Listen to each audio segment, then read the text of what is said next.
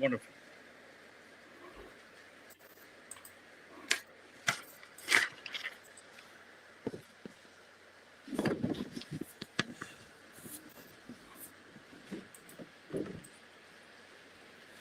Viewers, welcome to PGurus channel. I'm your host Sri Iyer, and I have with me Wharton trained journalist Shantanu Guha Ray, or Rai, I should say. I don't know which way to say it. It's R-A-Y. Fine. It's fine.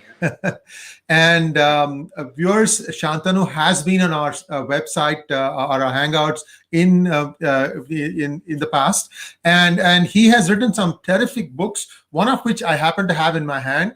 It's called The Target. He has also written books on diamond trail and also on match fixing in cricket. And Shantanu is one of those writers that I have great respect for. I would urge you to read this book, because this is not a book of fiction, but I picked it up on a flight from Mumbai to San Francisco. And by the time I landed, I had already finished the book. And this is serious reading. And it was just written in so well tightly knit, that I must tip my hat to you. One of the best works of non-fiction that I have read, Shantanu. Welcome to PGurus channel. Thank you indeed. Thank you. So today, viewers, we are going to talk about what is happening in commodities exchange, MCX, and why is Sebi sleeping? And to just set the background for you, the way I understand commodity futures is, if say I'm a farmer and I have a huge tract of land and I'm about to sow, say, a crop of wheat. And I know 6 months, 8 months down the road, when the wheat is going to be procured, that I might get somewhere between 500 to 400 rupees a quintal. I'm just making this up. This is just a number. I just want to give you the concept. Now, what I can do, because I don't know the vagaries of the monsoon, I don't know if something else can happen. A locust farm can strike my farm. So what I might want to do is I might want to hedge it by selling my crop ahead of time to somebody who might be only willing to give me 250 per quintal. So what am I doing there? I'm just hedging my bets that even if the crop is a complete disaster, I make 250. But if it's a bountiful crop, the guy who is giving me the underwriting gets to keep the upside on that. Like, for example, if it fetched 700 in the market, the company that I insured it, that they will get the upside. So this is how commodity market are supposed to function, and this is basically giving some sort of a bottom to catch them, so that they don't get nothing out of their crop. So it creates some sort of a safety net, if you will. Now, what piqued my interest was that there was a Dhanera diamond company who had bought futures in crude, and then it was being sued by a broker. And I'm saying, why is a diamond manufacturer buying futures for crude? And we all know that nobody actually buys the crude and keeps it as a stock. These are all basically speculative positions that people are taking. So the thing started getting more and more curious. So I thought I will bring in the expert. He has written a book about diamonds. He knows about diamonds. I've read his stuff on Target. He knows about the stock market. Shantanu is the best person to weigh in on what he sees is happening in the market and what Sebi needs to do. Shantanu, please take it away. Well, I can't tell what Sebi needs to do. Sebi is like a huge umbrella organization, a market regulator who knows its rules, which knows how people need to function, how companies need to operate, and all of that. I did some deep dive digging, and when you alerted me also, prior to that, I'd done one copy for the Sunday Guardian on this, and how the SFIO and the ED was trying to look into this case, though these are very preliminary days of their investigation. So I'm just amazed at what I gathered out. I've written it here about Dhanera diamonds, which is so surprising. Their authorized share capital is just 1 lakh, and its paid up capital is just about 1 lakh, and it is into real estate also. Now, diamonds and real estate do not match. Everybody knows that, number one. And their last annual general meeting was on September 2018. After that, there are no track records. Now, this brings me to this peculiar position that I thought Sebi would answer immediately, which is basically who did the due diligence? From where did the margins come? And isn't it pure violation of the Sebi guidelines, the Sebi rules? The Sebi rules, and when you enroll clients in the derivative business, they ask for the IT proof, they ask for the demat proof, demat holding, the monthly bank statement, the net worth certificate. Was anything asked of this company? The answer is no.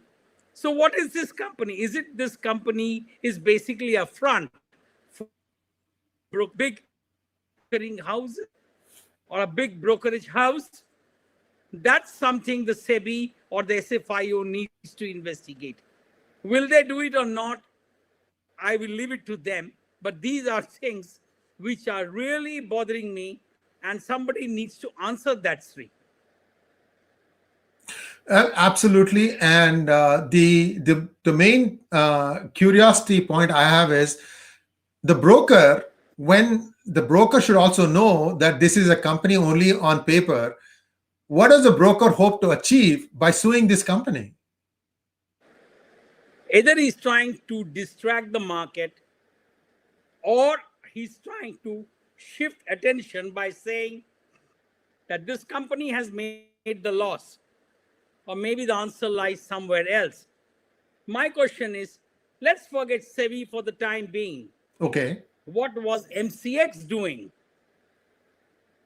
Didn't MCX know about Dhanerva diamonds? What is MCX response to this? And let's not forget, MCX is a creation of the same man about whom I wrote Target. Yes, indeed. So you took away MCX from him, and you now have MCX run by some other people. And this is what we are seeing of MCX, which at one point of time was considered among the finest exchanges in the world.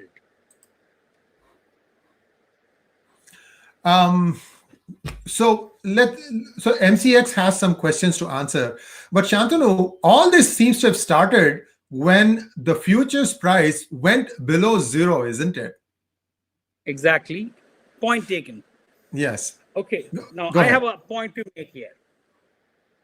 It went below zero, but my investigations shows that at this point of time, when we are discussing this, now 5 days before the WTI crude fell into the negative territory, the CME Group, which is the operator of commodity exchange, NYMEX, had alerted that such an unprecedented event could actually unfold. Now, what is very surprising? People need to know this here. Well, it said, asked all its members to prep up their systems for the prices below zero. And it has been reported now. It never came out. Now it is coming out that MCX, which offers futures mirroring the New York crude oil prices, which is the second most traded contract on the platform, didn't pay heed, did brokers, and neither did the regulator, which is the SEBI. Bizarre, isn't it? And what are we seeing? That so 20% of the oil money is with just one client. Isn't that surprising? Isn't that shocking? So that's Yes. what I'm coming to. And Yes. this is what needs to be probed. This is what needs to be answered. That's all. It's a really strange thing that I see. I can understand a company like Reliance, which refines petroleum, taking futures position, because I can understand that they are dealing with having to keep all the petrol bunks filled in India, and they need to have some sort of a hedging for their pricing. But this seems entirely bizarre that somebody who's not even in this business is trading in this. Should there be some restrictions on who can play in what More than commodities market? restrictions. More than restrictions. Shouldn't SEBI move in fast and react? Look at the NSCL scam or NSCL payment crisis. Despite provide repeated proof to SEBI that who are manipulating the trades and who all had admitted manipulating the trades. Were licenses revoked? The answer is no. No actions were taken.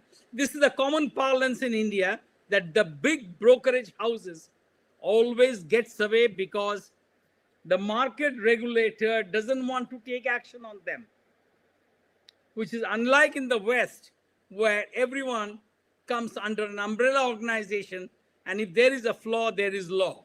But it doesn't happen in India. So true. And so the basic thing is, in many of these transactions, somebody is a winner, somebody is a loser. In this particular case of commodity futures, who's on the other side? Who and what is the impact on them? Well, I think what is actually being debated, what is actually being investigated is whether one or two or three top brokerage houses made money on this through their subsidiary performing on international platforms, which is not allowed under the Indian system. But that has not been proved as yet, and investigations are on. But more and more issues coming up, like the Dhanera diamonds, it is absolutely clear that there were a large number of fronts which were being set up to run this operation. And now that it has collapsed, or at least there is a bogey of saying that it has collapsed and they have lost money. So all these clients or these bogey organizations are now coming up like worm out of a mound of hill, and now they're getting into trouble. So I think SEBI needs to do a serious investigation. I'm told SEBI is already looking into this, but I think a stringent action is actually required here.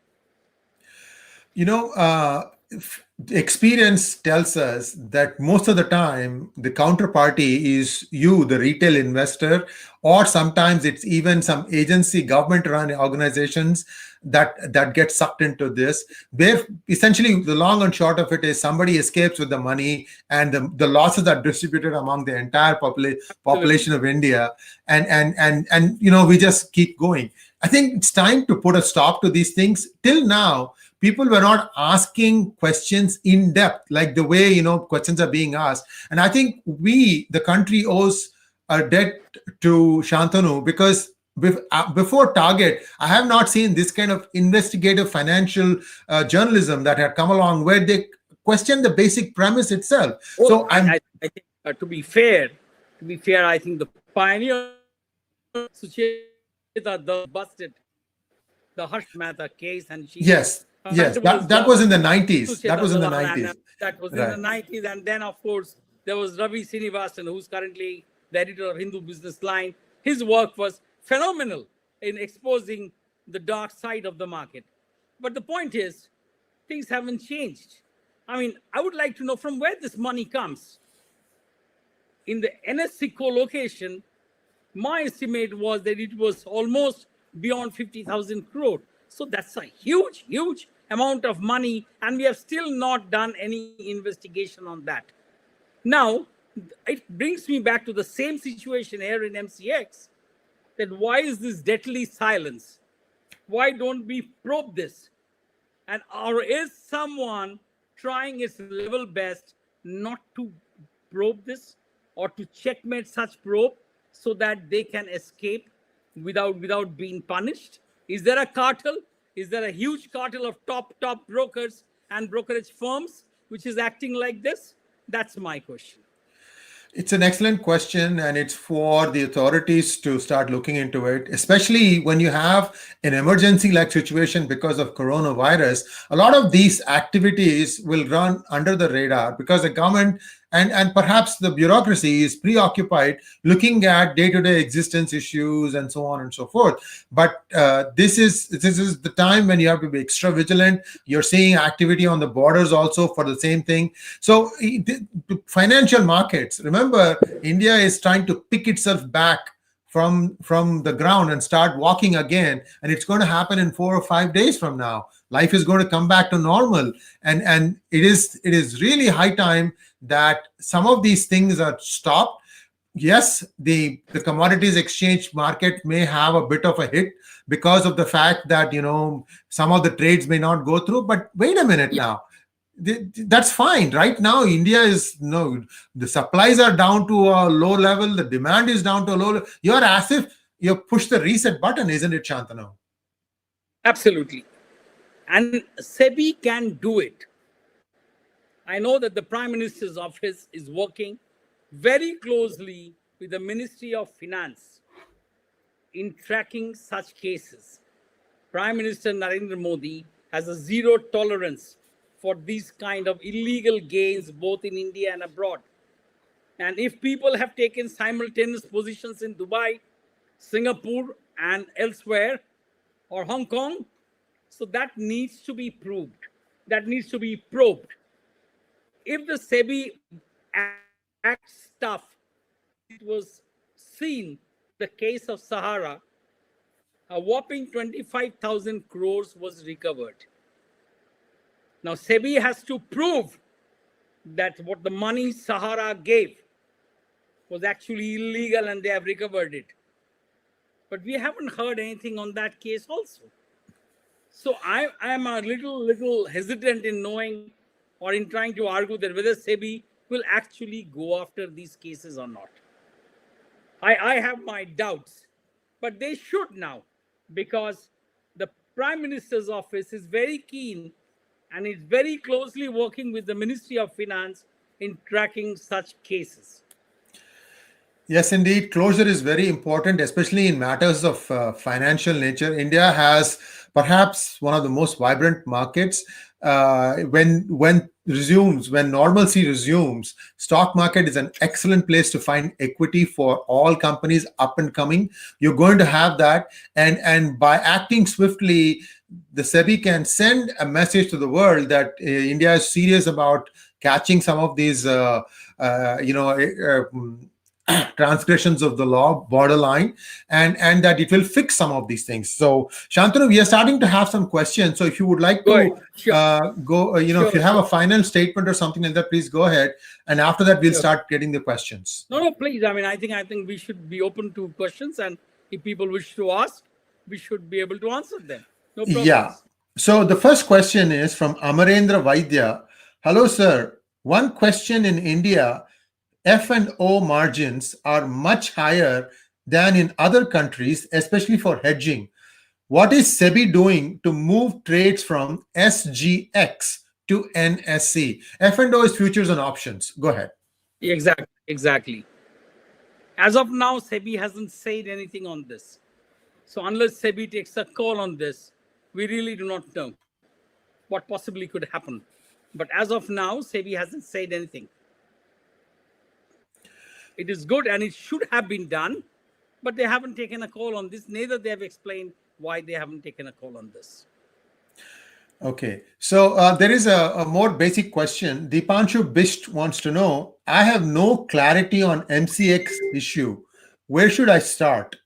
So Shantanu, you can probably give a quick summary saying that you have to start from reading this book, but you can also say a little bit more about MCX. Go ahead. Well, I think that he should actually start reading from the fact that the probe, which has just started looking into this by the SFIO, which is the Serious Fraud Investigation Office, to take a look at a number of issues, including the settlement prices that prompted some of the brokerage firms to sue the exchange, and also the market regulator, which is a very unusual thing. Now, even the ED is looking into it. But the basic idea or basic point, which is not visible to many, is a crucial point, that if there is a first leg profit and a second leg loss, the first leg profit in NYMEX, NYMEX, and the second leg loss in MCX, there are high chances that a brokerage firm can lock risk-free profit. That needs to be understood, number one. And also the fact that whether Indian companies cover their positions from far away Hong Kong and Singapore through their international subsidiaries. Now that's needs to be probed, and if that's probed, that means that's a genuine case of PMLA, which is Prevention of Money Laundering Act.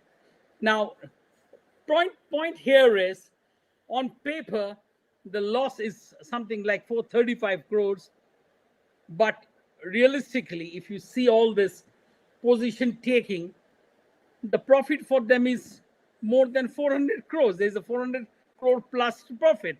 So that means whether a few brokerage houses benefited from this or not, and whether still they are pushing MCX to pay them, is the broad basic factor this gentleman needs to take a look. And that's what is being debated, discussed. That's what is being probed now. Thank you, Shantanu. And I have another question from Divyanshu Mehta. He wants to know, MCX investors are indulging in pure speculation. How many physical deliveries actually take place when the contracts expire? No, that's too technical a question. Maybe someone from handling that would understand that. Maybe the MCX guys can answer. You can send them a mail. Yes, because we are essentially hear about a particular case and all of that. So I won't be able to answer that. Shantanu, I have a slightly related question. It doesn't. Sure. It involves, foreign currency futures. For example, if you look at that, India, whether it exports or imports, there's always a general trend to weakening its currency against the dollar. And there have been allegations that this rigging is done deliberately to benefit a few, because people have taken positions that the rupee will depreciate against the dollar. No matter how well India does, no matter how badly India does, there's always seem to be like a certain amount of depreciation. Now, the long and short of it is, there was a whistleblower letter that was written to the Sebi to ask them to investigate this. Do you have any insight into this one? And the second question is, do you have an idea about how the rupee is weighed against a basket of currencies? What is the magic formula? Go ahead. First and foremost, in the last couple of years, all big investigative stories have come across only because of whistleblowers' letters. Be it NSC, be it ICICI, and be it any other company, Jet Airways. The whistleblowers' letters are something that actually opened up the Pandora's box. Anyone who has an insight into the Ministry of Finance and its functioning, especially during the 2 terms of UPA regime, would understand there is a cartel that would know how to fix the rupee against a basket full of foreign currencies. And there is no magic mechanism, or there is no huge scientific message here. It is as simple as that. Top people who take position, they always benefit from the rupee's valuation or devaluation. So somewhere there's an idea, there is a message that goes out saying that this is how it's going to be tomorrow or something like that. So somebody's getting the question paper one day ahead of the exam. It's almost like what NSC co-location happened. Yes. That you are getting position a second before the others get to know. So you are in an advantageous position. So this is the follow-up question on similar lines. Sebi has been sleeping on many cases in the past. What's the progress of many financial scams that came to light in front of Sebi and the finance ministry? A number of cases, for reasons unknown, are stuck and there are no movements. And whether Sebi is probing that or not, one of the biggest cases was what happened with the Sahara guys. Sebi's stand in NSCL is still not clear. Sebi actually slept over it. And the promoters of NSCL unnecessarily had to walk through fire to prove their innocence. Number 3, the NSC co-location, again, there seemed to be a veiled attempt by the market regulator himself, the market regulator itself, to hush up the case or at least to settle it up by paying compensation. And now, of course, we have this MCX case, which needs to be probed. And prior to that has been Jet Airways, there have been ICICI, there have been numerous cases, Kingfisher been one of them. We haven't seen any logical conclusion to that. There's an interesting question which is on the similar lines from Saurav Suman. He says there's a lots of rigging. Infosys had huge similar short positions created suddenly just a day before a whistleblower letter was out. So it seems like this is across the board. It's not just one set of brokers. There's also mainline companies, Nifty 50 companies, who also seem to be having these kinds of instances. I think this is very interesting. I mean, every time, I think as like many people say in Delhi, the biggest investigative journalist is the one who can file a great RTO with the government and get some answers, and then he moves on with that replies, and he enjoys that. Now, I think the truth rarely comes out in these cases unless the promoters actually admit their fault. It happened in the case of Satyam. It's almost like cricket's fixing. Unless the player admits, the fixing cases go nowhere, and investigations are routinely thrown out of the court by various judges, ranging from the lower courts to the apex courts. Hansi Kronia case became popular only because he confessed to the crime. Pakistani's case happened only because they confessed to the crime in London. But post that, all investigations into IPL rigging or IPL spot fixing have gone down the drain. The same case happens with many companies. I think they just get scot-free because not many people take such whistleblowers' letters seriously.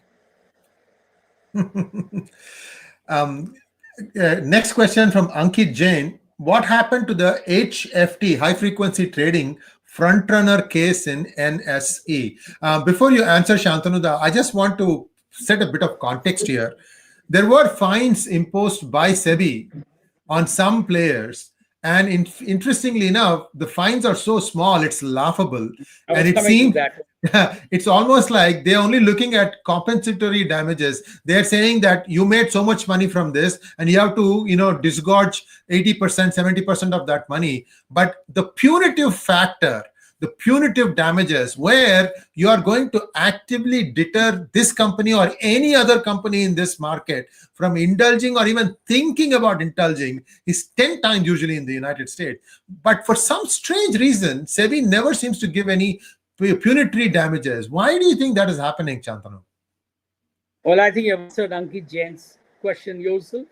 Yeah. I would only add that soft peddling of the high frequency case and the co-location case was something that even surprised me, because I was a party in the second case where I filed a petition and still got no answer. So this is where the problem is. Everybody does their stuff and then they represent the case in front of the government, sometimes even the Lokpal, CBI, Prime Minister's office, Finance Minister's office, and so on and so forth. And then it's like a bottomless pit where it goes and ends up. There is no follow-up.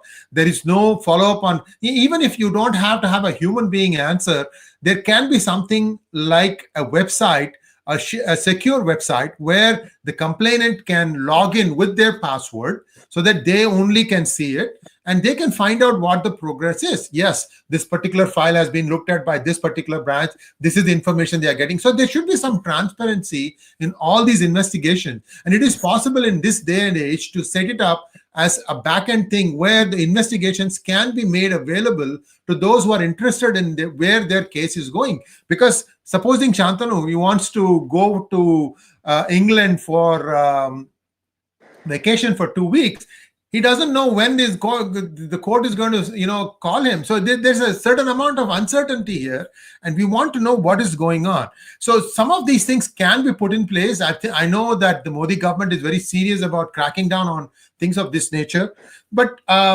this is all something that we are bringing it out to light, and I hope that your PIL starts getting some traction, Shantanu, and we will get to know the truth about it. I'll just quickly add one thing. I don't know whether Sure. we're running out of time or not, but I'll Yes. just quickly add. Despite all this happening, I was amazed at the way the Franklin Templeton Mutual Fund case evaporated in thin air. Now, what are we hearing? As many as 6 debt schemes of this Franklin Templeton Mutual Fund, which were wound up last month, will now put hundreds of investors in total limbo. They don't even know what is the fate of their investments. Now, all of this happened at a time when loads of wealth advisors and mutual fund experts and analysts have repeatedly gone on television and talked great things about this fund. So what happens to that? People, it's almost like saying, looking at Mahendra Dhoni's, he may have put money to one real estate company, and then the company has wounded up. So whom do I blame? Do I blame the real estate giant, or do I blame the former Indian skipper? I don't know. The matter is in the Supreme Court. So Amrapali is not even answering. And hundreds of thousands of people who put in money, they really don't know what to do. The same with Supertech, Unitech, and a large number of other companies. So yes, there needs to be transparency. There needs to be some solid iron fist that needs to work on these. Only then good sense will prevail. Thank you very much, Shantanu. I think that we come to the end of our session today. We have a few more questions that we couldn't answer, but I think you have given the general trend. Sebi needs to be firm. They need to act firmly and quickly to bring confidence back into the market, because unless there is confidence, retail investors will just go away, especially post-corona, where everybody is going to be watching their balance like a savings, like a hawk. Absolutely. And we really don't have an alternate savings mechanism in India. Yes. Let's not forget that we do not look beyond gold and real estate in India. So the markets is something where people need to seriously go and park their money. But if these kind of things continue to happen, they will have a problem. Thank you very much, Shantanu, and thank you, viewers, for your questions. We have had an excellent response. This is not politics. This is something a little bit more deeper. It's about markets. However, markets are what makes fortunes, and you also can lose your shirt. So thank you very much once again, Shantanu, and we'll be back with more such engaging conversations. Thank you. Lovely. Thank you, Sri, as always. Thank you.